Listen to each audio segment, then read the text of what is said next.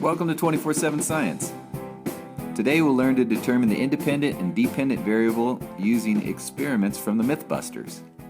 First, let's get some terms clear. There are two main types of variables in an experiment: the independent variable and the dependent variable. The independent variable is the difference between the control and experimental groups of an experiment.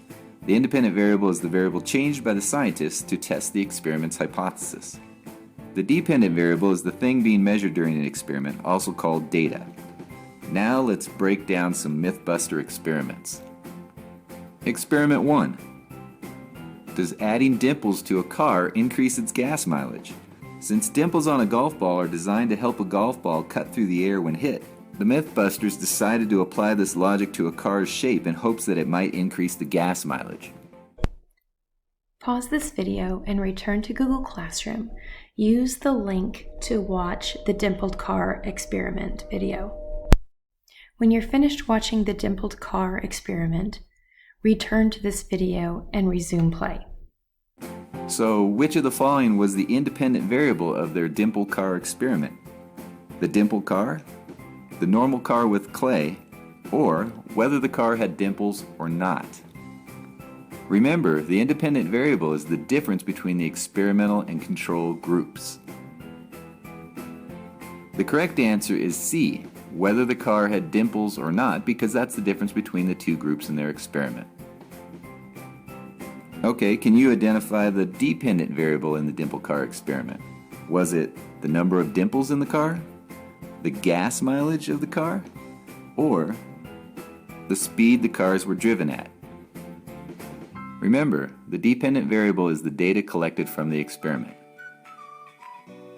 Okay, the correct answer is B, the gas mileage, because it was thought that the gas mileage would depend on whether the car had dimples in it or not.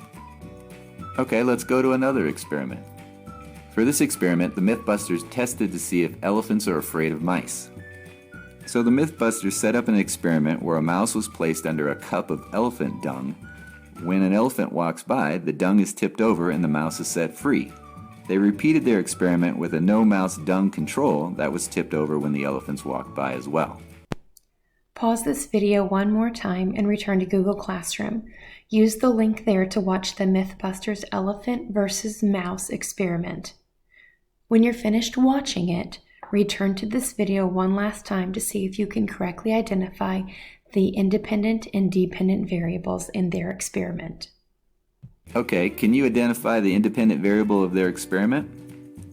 Was it whether or not there was a mouse under the dung that had the mouse hiding under it, or the elephant's reaction during the experiment? The correct answer is A, because whether or not the mouse was present under the dung was the difference between the experimental groups. What about this experiment's dependent variable? Was it the number of times the experiment was repeated, the elephant's reaction during the experiment, or the number of elephants scared by the mice? The correct answer is B, because it is the reaction of the elephant that was being measured each time the experiment was carried out.